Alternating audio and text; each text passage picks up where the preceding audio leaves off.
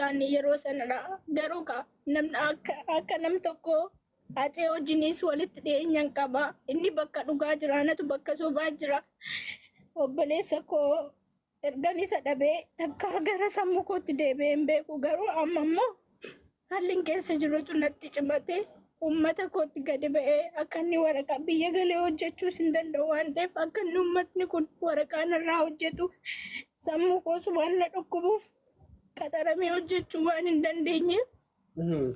Kanaaf gara uummata kootitti dhufee namoonni tokko tokko garuu akka hin gargaaramne akka nama hin taane akka du'ee biyya kanarraa baduu barbaadu maal akkan godhe hin beeku. An takka Oromoo gandaanis lagaanis qoodee hin beeku. Dhugaa dubbachuuf itoo Aceen jiraate har'a uummata kanatti gadi ba'anii kadhadhuan nama hin kadhadhu maaliif? Obboleessan qaba, abbaan qaba, kana gorsuu natti dhiyaatuun ittiin lubbuudhaan jiraate uummata kanatti gadi hin ba'u kanumadha. Amma yeroo ammaa garuu kan hin jiru Dubaayidha. Mana namaatti siqee jira. Biiftuu Diizaan Dubaay keessatti beekamtuudha. Uffata aadaa bakka garaagaraatti geessite. Ishee biraan jira. Guyyaa gaafa sanaa makiinaa jala tombo'ee du'ee natti tola. Garuu abbaa kootiif jiraachuun barbaada. Asli abbaan koo akka haadhaatti na guddisee haadha malee na guddisee waa baay'ee na wajjin ta'e anulmaa isaa deebisee hin fixu abbaa koo. Amma lubbuun koo jirtutti abbaa kootiif jiraachuun barbaada. Kanaaf namichi garuu namichi bira galee immoo warra soddaadha. Akka kaansan na godhame yeroon qabametti akkan galuudha kan inni barbaade garuu akiyya naa ilaalchisi jedhan na dhukkubaa qoricha fudhadhaa yeroo baay'ee hin ciisti hojiin hojjettu hin dhukkubaani hin joonjesaa joonja'ee faan kufa bakka hojiitti wallaahi billa namni naan hubanne achi isheen gaafa isheen naa ilaaltu waraqaan kiyya kaansal ta'ee jira already. Karan baasitti nageessite kan ji'a tokko namoota ji'a tokkoon fudhanne ture namoota ji'a tokko ergaa fuute achi waraqaa ishee amma paaspoortiin ishee dhufutti waraqaa ishee gaafa inni dhufu qaraamaa isheen keessa jirtu nan kaffalaaf jedhee achi akkasitti amma paaspoortiin koo already dhufeera garuu an uummata koo an hojjechuu rifeensa hojjechuu nan danda'a harka kana rabbiin fayyaa naa kennee jira harka kana sammuullee dhabullee nan hojjedha jedhee ni yaada garuu akkasiin bidiruu naa taatan hin barbaada. Maaliif uummata ituun Amaariffaan dubbadhee mana soddaa deemee Amaariffaan dubbadhee daqiiqaa tokkoof nan keenye maaliif maqaan koo Sanyii Acee jedha suuraan koo suuraa Caaluuti. Daqiiqaa tokkoof nan tursine bakka sana gale kunoo addi koolaa kunoo biyya gaafan galeen dhoo'e. Viidiyoo si barbaachise si erguu hin danda'an waa hunda isaayyuu. Kanumaas. Wallaahi baay'ee nama gaddisiisa. Nan beeka uummata kanatti akka inni gargaarsi baay'ate nan beeka garuu anis uummata koo malee homaa tokko hin qabu. Wallaahi billa ituun du'e nan hawwan du'a kiyya nawwa maaliif seete erga Caaluun du'e ani jiraadhee hin beeku si galee garuu immoo abbaa koo dursee du'uun barbaadu gaafa abbaan kiyya gaafa deeme aniyyuu nan deema gaafa sana maaliif abbaa kootiif jiraachuun barbaada abbaan koo obbolaa shamarranii lama jira sharan barsiisa. Egaa obbolaa koo dhiiraa lamman dhabeen jira waraana keessatti waraana mootummaa waraana adda bilisummaa Oromoo garaa tokko kan baan bakkaa bakkatti jirra. Ati Acee jaalaluma Oromummaa Oromoon guutuun jaalatu jaalattamoo firooma qabda Aceen? Ani Aceerraa firooma hin qabu ani mucaa iluu abbaa boraati. Garuu Acee kan hin beeku sanyii mootii yeroo inni baasurraa jalqabee hin beeka. Acee anaaf abbaa kiyya obboleessa kiyya gorsaa kiyyadha akka hiriyaatti jechuudha. Si galee akkasitti hin beekaa. Jechuun osoo Aceen jiraatee har'a rakkadhu jennaan maaliif seete gisee tokko omaan yeroo hin jiru wallahi gizeen omaan jiru maaltu ta'e beekta konkolaataan nagacee torbee tokkon ciise hospitaala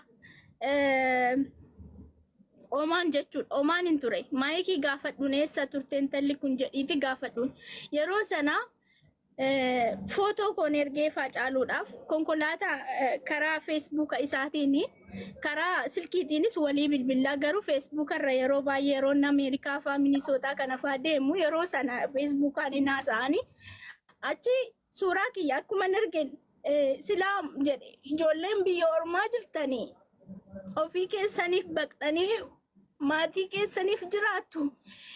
Adaraa kee biyyuma keerra galeetii hojii xiqqoo ishee hojjetadhu. Ijoollee Dubaayii jiran baay'ee abbaa qabeenyaa nan beeka. Jaraa wajjin si qunnamsiisa. Adaraa keenaan jennaan akkas konkolaataan nagacee jira jennaan aceen birri naa erge wallaahi billaa. Inni bakka dhugaa jira natu bakka subaa jira wallaahi arraba koo kan hidhamu ta'u. Omaanitti si erge? Omaanitti naa erge. Maaliif ciiseen ture? Ciiseen ture maaliif kiraayin manaan irra jira? Hojii keen jira, konkolaataan nagacee jira, deemuu hin danda'u, diskii dugda kootii xiqqoo isheen naa miidhamee ture yeroo sana jechuudha. Abbaa qabeenyaa Oromoo amma ka biyya keessanii kana fa'aa waliin beektu reeti. Mansuuree keessaanillee bilbilee haasofsiiseen ture mansuureedhaan akkasidhaan mansuur jedheeni naasofna wanta hundumaafuu naan jedhe laayifii isaarra gaafan seenu ijoolleen baay'een natti qoosti gizee tokkittiin argadheen laayifii isaa qophaa isaatti hin arganne laayifii namaa irratti gaafa inni galu garuu haasofsiisuuf yaaleen ture. Mucatti asli eenyu akka taate asuma minaamin kan jedhamtu anaanis na gargaari maali namni tokko laa fayyaa qabaatee wallaahi fayyaa qabaatee nama fuuldura dhaabbatu rabbiin diina keellee yoo ta'e fuuldura namaan dhaabin kanuma maaliif fayyaa yoo qabaatan maali yoo hojjechuu hin dandeessu ani kaleessa nama gargaarullee nama sagalee namaaf ta'uudhallee nama ofirra darbee namaaf ta'uudha ani kaleessa jechuudha garuu kaleessa wanti hin qabu hundiyyuu namni beekamtii kaleessa qabu hundiyyuu bu'ee jira. Haadharra namni nan beeku. Haadharra Zaaraan ani yoo hin beeku yeroo ammaa jechuudha. Amma aniyyuu bar Zaaraa jennaan Zaaraa sanyii Oromoo takka beekamanii duraan feesbuuk irraa qabsaa turte. Har'a yeroo jalqabaatiif dhumate argaa jira nama. Maayikii gaafadhuun maayikii iskiriinshuutii godhiitii maayikii Zaharaa sanyii acii nama akkamii turte dhugaa rabbiidhaaf yoo ta'e yookaan immoo bilbilii gaafadhuun. Yoo isiis hin beeku jette hoo? Isheen na beekti sirriitti. Yoo jette hoo? Hin jettu isheen haqa dubbatti hin jettu. Ijoolleen si beekanii barana qofatu si hin beekne malee si beekanii koomentii jalaa garuu yoo makii si hin beeku jette akkam goonadha malee. Lakki isheen nan beekte ani dhugaa jirtu haqa Oromoof hojjette waan ta'eef haqa akka isheen dubbattu nan beeka asli. Oromoon si beekan barkuna koomentii jalatti hundi isaaniitu si beekan yaani qofatu wallaahi sabuu fi miti ara rakkattee fi miti wallaahi si beekan yeroo jalqabaatiif si argaa jira. Ati nan beektu yeroo sana akkoosin hin dhufne bar yeroo nuyi aniif maayikiin horroo jalqabne isin tiktookii irra turtan mubaarak iyyuu hin dhufne bar. Atiif makiin nu dura qabsoo eegaltanii kun hin maal ta'u. Eegaa si dura turre wallaahi gaafadhuun anaa jaalfaadiloo. Dhiisi kun immoo kireeditii kenna saamuuta. Atiif makiin amma. Feesbuukii irra turtan tiktookii irra hin jenne feesbuukii irra turtan isin feesbuukii irra turtan. Okay nuti zoonii feesbuukii turre. Nuyi tiktokii turre ana gara feesbuukiitiin namni nan beeku si galee tiktookiidhaan garuu erga Hacaaluun du'e booda tiktokii irra jirran. Ana maayikii caaltuu faayizaanis amma Dubaay kana jirti waan si dhibu. Isheenis qabdu. Okay. Yeroo sanadha nuyi. Jaalfaatee. Haati faatee osii beektii isillee qabsooftu garamaate tiktok irratti. Haadha faateetiin baay'ee olii dubbannee hin beeknu garuu warra kanaan walitti dhiyaanna caaltuu jaalfaadil maayikii horroo asirraa immoo tashaan illee amma fuudhee jira. Roobii kan jedhamu warra kanadha warri TikTokii qabatee ture. Yeroo sanatti kana ture. Okay. Esa pada nama jadi sumaki malan jiranii bar. Maaligaa biyya galle tokkoffaa Faayizaanii biyya galtee acuuccaa cimaa keessa galtee tukan isheem gara biyya kanaa dhufte. Dubaayii jirti Faayizaan. Yaade. Eshi? Maa mootu jetti. Ana ma boy isin jedhan jiru bar sitti mara. Ayeeshi. Ani waan tokko si gargaarachuu. Ana Oromoon ilma ofii in gargaara. Ati qabsaayuu baadhuuf dalagiif dalaguu baadhuuf like rabbitu irraa si uume wali waan ta'eef si bira dhaabbata waan ta'eef of hin cinqamin asirrallee warri jirtan dhagayaa jirtanii warra as jala hin jiraanne kiyya Nasri Kiyaarin abbaa giddii Khalidin fa ijoollee Dubaay irraa laayivii seenan hundaayyuu anatu keessan barreesse ittima sagantaa siyaa qaban. Ani abbaa giddii gurupiin hidhamee ture. Namuma 20 illee mucaa kana biizaa na hojjetamu jettee intalli siifan tokko gurupii hidhee turte. Abbaan giddii lifti jedhee ba'e. Waan dhugaa jirtuun isinitti maani amma na gargaartanis na gargaaruu baattanis lubbuun jiraachuu hawwiin qabu isiniin jedheera. Garuu abbaa kootiif jiraachuun barbaada malee wallaahi hin barbaadu jiraachuu. Garuu abbaa giddii gurupii sana lifti jedhee ba'e jedhe. Lammaffaa immoo Naasir Annone cidha tokko irratti illee argeeni haasofsiisuu barbaade ishi naan jedhe. Sagalee illee ergeefi nan qaba. Kiyaar jettuun kanallee sagalee ergeefi nan qaba. Kiyyaa kan jettuuf illee ergeefi nan qaba. Wallaahi dhugaa jirtu isinitti hima ani. Yoo barbaadan ragaa sana moo isinii kennuu nan danda'a. Garuu maan nan gargaarree miti. Maa an obboleettii jaraati. Na beeku kaleessa. Nasruun illee kaleessa na beeka. Dhufee akka obboleettiitti maal taatee jirte obboleettii koo maalirra geesse naan jedhee beeku. Yeroo baay'ee jechuudha. Egaa karaa keetiin yoo na gargaaraniif malee an abdii jararraa kutadhee jira. Maaliif dhugaa jirtuun isinitti hima.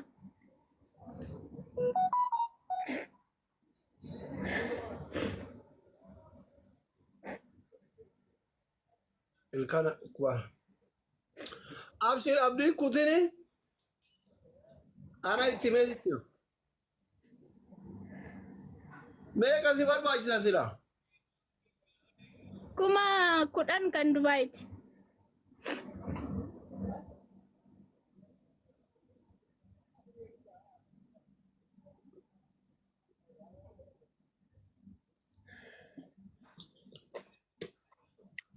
Dirhama kuma kurammo.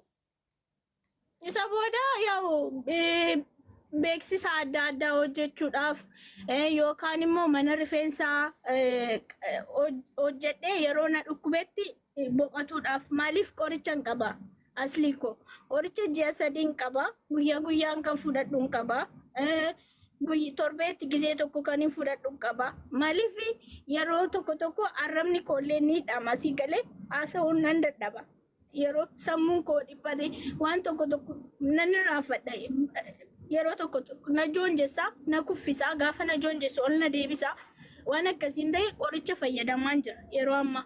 Kanaaf qaxaramee hojjechuu hin danda'u garuu paartaayimii isa jira miti rifeensa amma mana namni naa dawwalee deemee hojjedhee gara mana kootiitti deemee boqotee bor immoo yoo hin danda'e hojjedhu akka sanatti jiraachuu barbaada. Maaliif biyya galees jiraachuu hin danda'u waan ta'eef ani abidda nama keessa dhaabbadhee jira waan ta'eef.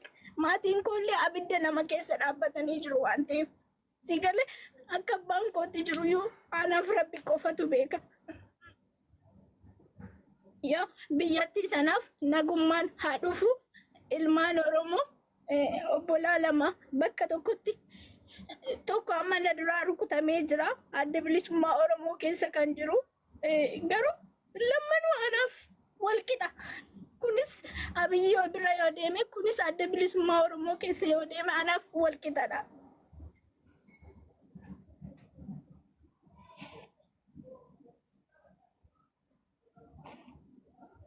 ما جت الأمة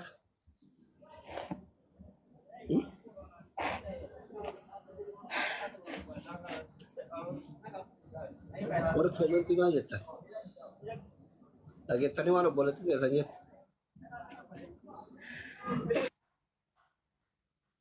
gargaaramuu qabdii gargaaramuu tole Saara ijoolletti hin himaa ijoollee Dubaay jiranitti hunda jiraatu anatu gidee asirraa gabboo keessaan barreessa fi guyyaa siyaa qabanii mana kiyyaas ta'u mana nasaris ta'u mana lamaan kana keessa yeroo baay'ee jaratu gidee gargaarsa mana jaraattu banamaa oo mana kiyyaa jabal oo mana nasaris haa ta'u sagantaa siyaa qaba waliin mir'atanii nuti irratti hirmaan namni